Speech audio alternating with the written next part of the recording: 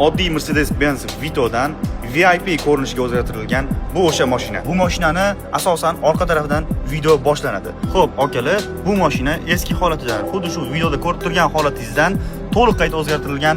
Mana shu saloni ko'ryapsizlarmi?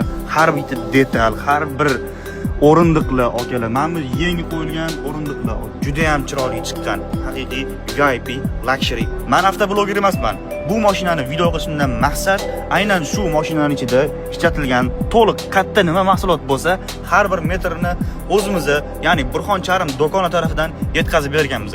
Endi Hoji aka, aynan shunaqa mashinangiz bor, sizga ham mashinangiz saloni oddiy ko'rinishda.